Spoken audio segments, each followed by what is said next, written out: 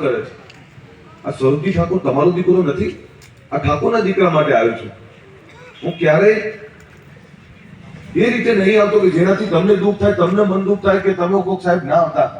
હું સમજી લઉં, હું મારી મર્યાદા સમજતો, હું મારી મર્યાદા સમજુ છું. તો આ લોકોને એમની મર્યાદા નહીં સમજાતી. 2019 લડ્યો ત્યારે આપણા આગેવાનો ખોડો પાથરતા, ત્યારે હું એટલું જ હતો. શેના માટે? આમને સમાજ કરતા પાર્ટી મહાન છે, પાર્ટી મોટી છે, આ વાત આમની હોય છે. હું પહેલો સમાજનો છું અને સમાજના પછી સાથે પાર્ટીનો છું. મારી હંમેશા ચિંતા રહી છે. મેં રાજનીતિ કેમ પસંદ કરી દોસ્તો? બહુ આંદોલન કર્યું, બહુ ઝઘડ્યા, બહુ લડ્યા, બહુ લેવા માટે ગયા. પણ તમે આપનારા ના બનો ત્યાં સુધી આ સમાજને કઈ ના મળે. આ ગામના રોડ નહીં થયા 7 વર્ષથી, 1 રોડ મંજૂર નહીં થયો.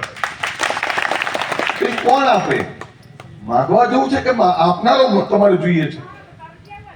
તમારે માગવા જવું છે કે આપનારો જોઈએ? આપનારો બનવું પડે. સમાજની ચિંતા કરવી અને સમાજની ચિંતાની સાથે એ પાવર લેવો, આ કરવું પડે. આ સમાજ માટે બહુ દોડ્યો છું, બહુ મથ્યો છું.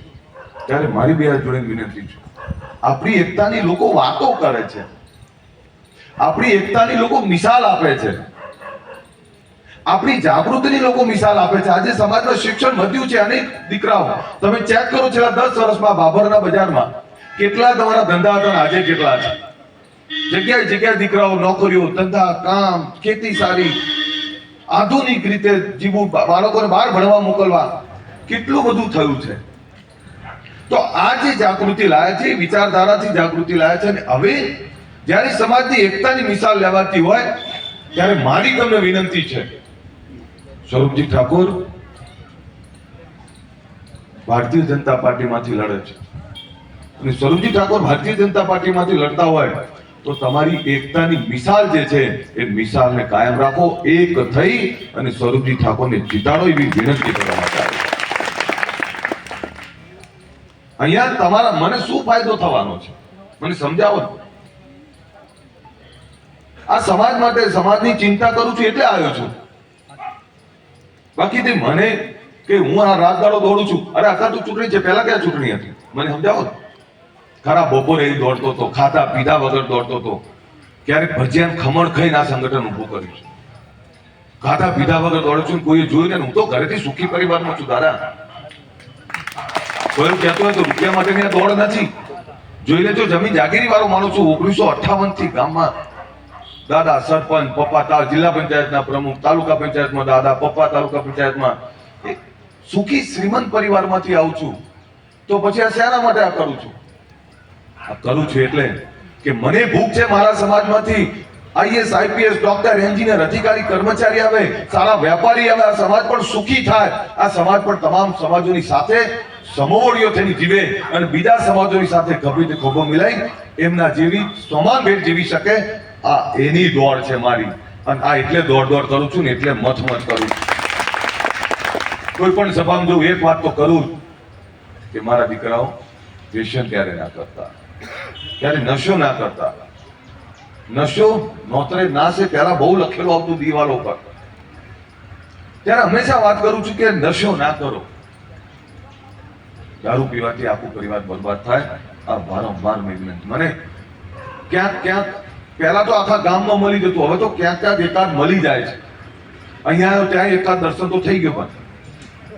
પણ મને ખબર પડે કારણ કે હું તમારો ભૂવો છું. તમારી જોડે ભાષણ કરવા નહીં યાર. તમારો દીકરો છું, તમારો ભયલો છું. તમારી અપેક્ષાએ, તમારા પ્રેમથી આવ્યો છું. અને આ ગામ તો આપણું છે. ગામ તો મોભાદાર ગામ છે. આખું ગામ આપણું.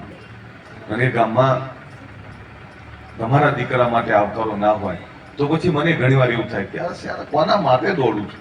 જેના માટે દોડું છું એ તો અવરા દોડે. એવું ના થાય. રાજનીતિ આવતી જતી રહેવાની, સમાજની એકતા ના તૂટવા દેતા. હું વારંવાર કહું છું ને, હજી 2 ઉમેદવાર હતા તો કશો વાંધો નહીં, પણ અત્યારે તો એક જ છે તમારો. ક્યાં બીજું છે?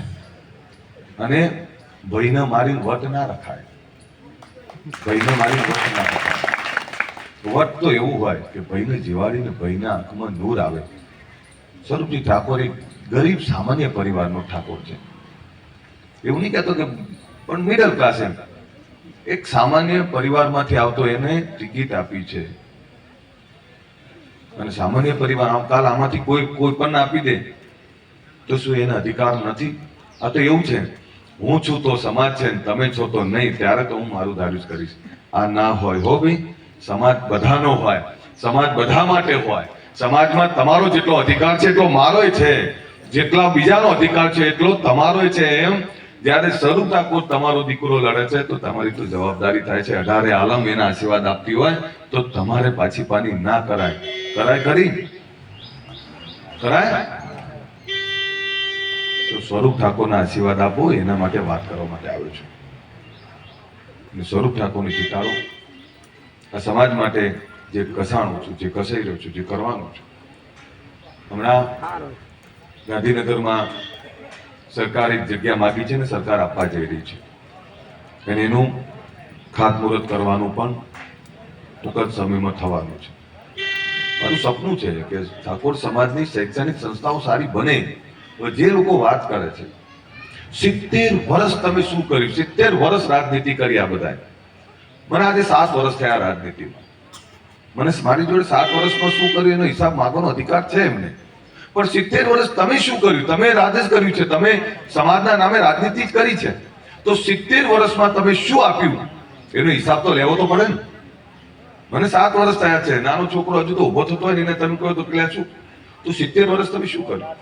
મેં સમાજને એક કર્યો છે, સમાજમાં વિચારધારા મૂકી છે, સમાજની એકતા, સમાજમાં શિક્ષણ, સમાજમાં જાગૃતિ, સમાજમાં વ્યસન મુક્તિ અને આખા ગુજરાતનો ઉત્તરથી દક્ષિણ, દક્ષિણથી સૌરાષ્ટ્ર, સૌરાષ્ટ્રથી મધ્ય ગુજરાત સુધી આખા સમાજને એક કર્યો છે. એટલે તમને કહેવા આવ્યો છું, બાકી કહેવા ના આવો તમને.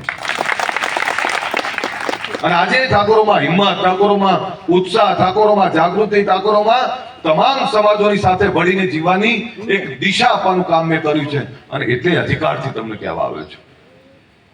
અને એ કહેવા આવ્યો છું ત્યારે મારી આખા ગામને વિનંતી છે, તમામ પરિવારોને મારે વિનંતી છે, તમારો સ્વરૂપજી ઠાકોર લડે છે એને કમળનું નિશાન લઈને આવ્યો છે. 2 નંબરનું કમળનું નિશાન છે અને એના ઉપર બટન દબાવજો. આપણા નેતાએ કહ્યું હતું કે ભાઈ ઠાકોરો જ્યાંથી ટિકિટ લઈને આવે ત્યાંથી લઈ આવજો, તમે તાર જાઓ, પછી બધાને ત્યાં વોટ આપવાની છૂટ છે. કહ્યું હતું ને? તમે વિડીયો જોયો છે બધા? તો ભાઈ તમને જ કહ્યું હતું કે તમે રાહ કરી જુઓ છો, રાહ કોની જુઓ છો?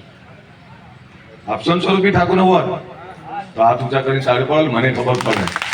જરા પકડીને તાળીઓ પડે, મને ખબર પડે. એ જવાનિયાઓ, તમારા દીકરાની વાત કરવા આવ્યો છું. પેલું આજે ડાયલોગ કોકે માર્યો તો, બટેંગે તો કટેંગે. તો આ ડાયલોગ તમારા ઉપર લાગુ પડે છે. बटेंगे तो पतेंगे, कटेंगे नहीं, बटेंगे तो पतेंगे. પતી જશું. અવસર છે સમાજની એકતા બતાવવાનો, અવસર છે તમામ સમાજો જ્યારે તમારા દીકરાના આશીર્વાદ આપતા હોય, બધા જ સમાજો તમારા દીકરાના આશીર્વાદ આપતા હોય તો તમે પાછા ના રહેતા. તમારા દીકરા માટે તમે તેલ નાખવા જજો, સગા સંબંધીઓને કહેજો કે આ 4 દાડા હાચવી લો. સ્વરૂપજી ઠાકોરને કમરનું નિશાન 2 નંબર ઉપર છે, એનો ફોટો હશે. આમ તો રૂપાળો લાગે છે ભાઈ આપણે. પેલું ગીત છે ને, વીરો મારું જગમગ જગમગ થાય. આમ તો રૂપાળો લાગે છે, સીધો છે, સરળ છે અને આમ ભગત માણસ જેવો દેખાય છે. કે આપણો સદારામ બાપાનો દીકરો લડી રહ્યો છે, સદારામના પરિવારનો દીકરો લડી રહ્યો છે, આપણો ભાઈ લડી રહ્યો છે. ત્યારે તમને બધાને 2 હાથ જોડીને વિનંતી કે એને જીતાડો. મારી જોડે આટલા બધા રોડ સનેસરાથી દેવ